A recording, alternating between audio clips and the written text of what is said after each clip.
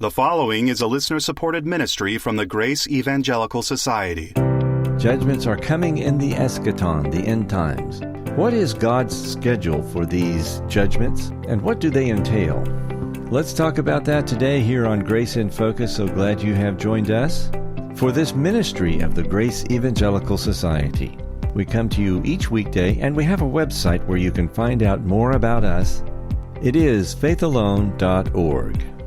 You can also view our teachings on YouTube, Grace Evangelical Society, that's our YouTube channel.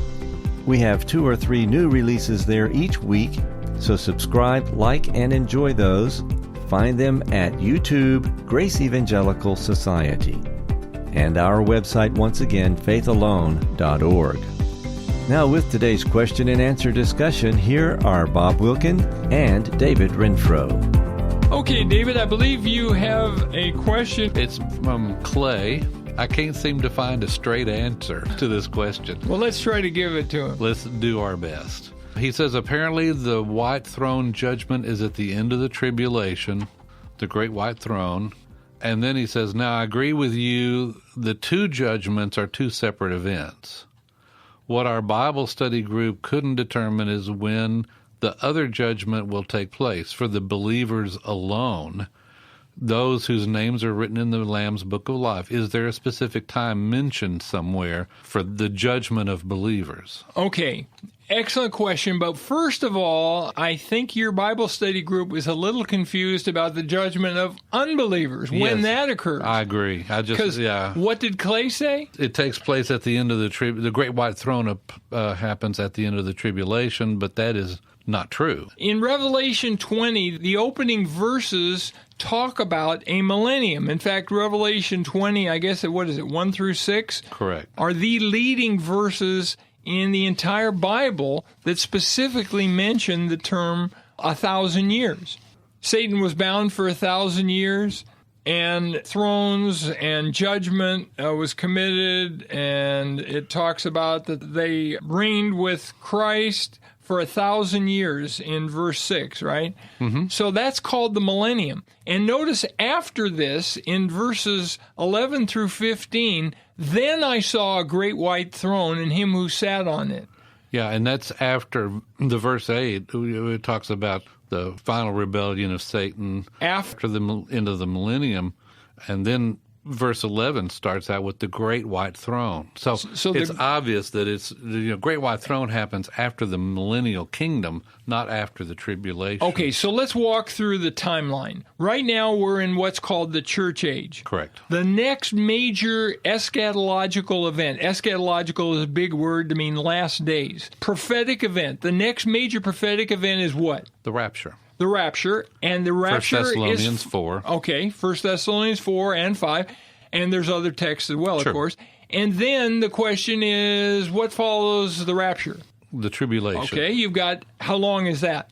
7 years. In the Old Testament, it's called the time of Jacob's trouble. That's true. So, you've got the 7 years, which in the book of Revelation, it actually breaks it down into 3.5 and 3.5, and the book of Daniel does too, right? Yes, it does. In Daniel chapter 12, what is it? 1,260 days, which is 3.5 years of 360 days. That was the way a year was defined back then, 360 rather than 365. Right.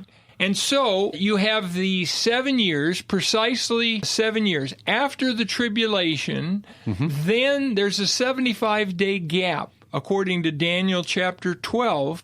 The tribulation ends and the millennium doesn't begin for 75 days. During that time, there's the judgment of the sheep and the goats, which is spoken of in Matthew 25, 31 to 46. That's Gentile believers, sheep, and unbelievers, goats. They're judged during that interim time between the end of the tribulation and the beginning of the millennium. And there's other time left there, and we're not sure what it's for, because in Daniel 12, there's a 30-day, 1,290 days, and then there's a 75-day, 1,345 days. And so we can talk about that because it relates to this question about when the judgment seat of Christ is. So the great white throne judgment after the millennium. So the way it goes is we have the tribulation followed by the 75-day gap there, and then we have the millennium. At the end of the millennium, there is this satanic rebellion because Satan is released at the end of the 1,000 years. Right. And that shows there are unbelievers on the earth that join with this rebellion, right? Not everybody comes to faith during the millennium. Even though Jesus is on earth and even though David's there and Abraham's there and all the Old Testament believers and all the apostles are there and all of us believers will be there, and yet still some people won't believe.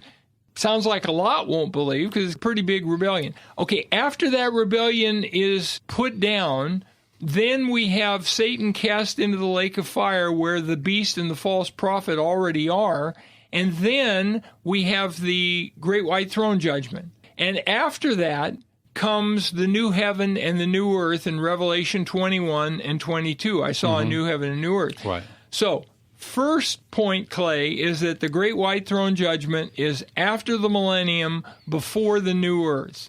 And the people whose names are not written in the book of life, which I love the fact that he got this right. Clay is exactly right that the issue at the great white throne judgment, in terms of condemnation, who's sent into the lake of fire, is if your name's not written in the book of life, you're cast in the lake of fire. Well, he also mentions that what's confusing to him is he mentions two judgments. Great white throne is one. That's for unbelievers. And then there's another judgment. And he doesn't give it a name, but it's called the judgment seat of Christ. Or the word bema is the word judgment seat in Greek. So some people call it the bema. Bema seat, yeah, for believers alone. Just jumping in here to make you aware of our magazine, Grace in Focus. It is a bi-monthly, 6 issues per year, 48-page magazine, full color.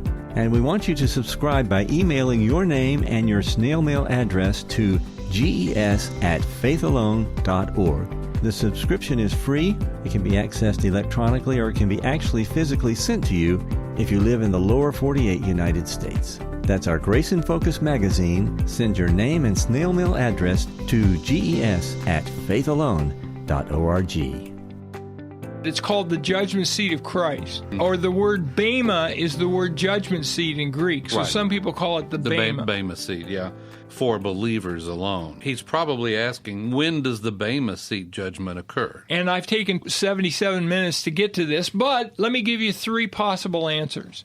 One answer, it takes place exactly at the same time as the great white throne judgment. In fact, it is part of the great white throne judgment. That the judgment seat of Christ and the great white throne judgment are 2 names of the same judgment. I wrote a book called 4 Views on the Role of Works at the Final Judgment. Zondervan published it, and there were 3 other authors. One was a Calvinist, one was a Catholic, and one was an Anglican. All the other 3 said I was nuts when I said there's 2 separate judgments. One for believers called the judgment seat of Christ, and one for unbelievers called the great white throne judgment. They all 3 said the judgment seat of Christ is another name for the great white throne judgment. So they think it's the same thing. Right. One of them even said that the judgment of the sheep and the goats is another name for the great white throne judgment. So they had all eschatological judgments combined in one. That's one view, but that is not correct. That is absolutely wrong. Now, there's 2 other views. Both of these views say that the judgment seat of Christ is sometime after the rapture and before the millennium. Most dispensationalists would say that the judgment seat of Christ occurs sometime during the 7 years of the tribulation, right? So it would occur after we're raptured, and either it would take place in the third heaven, if the Lord takes us back to the third heaven, which is what most people think, or it could take place in the air, because according to 1 Thessalonians 4, 16 and 17, we meet him in the first heaven, in the air. So that's one view. The other view, which happens to be my view, is that the judgment seat of Christ will take place during the 75 days between the ending of the tribulation and the beginning of the millennium. I think that it'll take place after the judgment of the sheep and the goats, so that during that other 45 days, that's when the judgment seat of Christ will occur, and I think it'll take place on earth. Because we did our works on earth, I think it makes sense that we'll be judged on earth.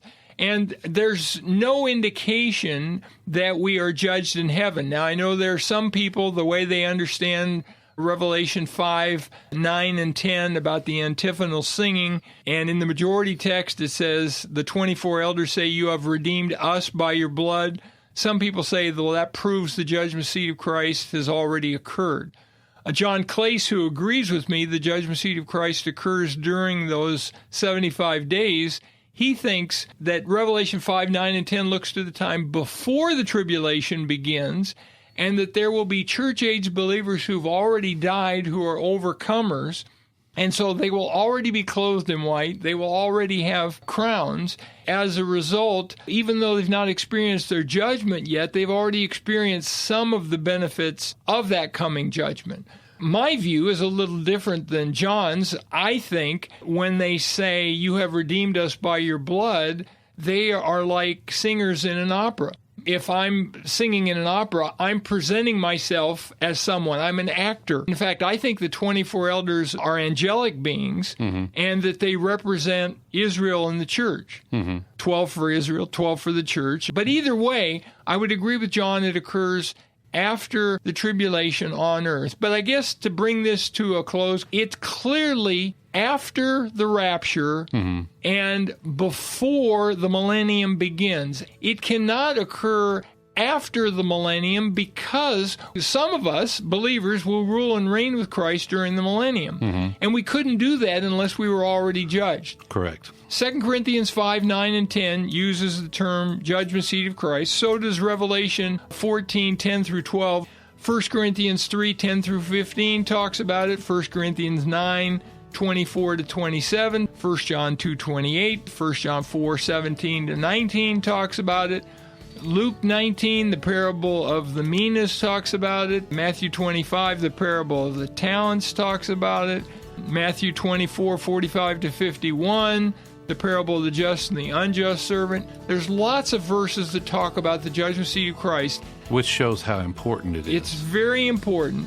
And so we need to be watching for Christ's soon return, because we don't want to be someone who is caught like the homeowner who is not being prepared for the thief coming in the night. Because Jesus says his coming is imminent, but it's unknown. We don't know the exact time. Right. Well, thanks so much, Clay. Great question, and thank you all. And let's keep grace in focus. Read many from our library of thousands of free magazine and journal articles online at faithalone.org/resources. That's faithalone.org. Did you miss an episode of Grace in Focus that you really wanted to hear? Just come to faithalone.org. That's faithalone.org. We have all our past episodes right there on the site. Our team is really great about answering questions, comments, and feedback. If you've got some, we hope to hear from you. Let me give you our email address so you can do just that. It's radio@faithalone.org. That's radio@faithalone.org. Thank you, friend, for joining us each day this week. We hope you have a great weekend and join us again on Monday. And in the meantime, let's keep grace in focus. The proceeding has been a listener-supported ministry from the Grace Evangelical Society.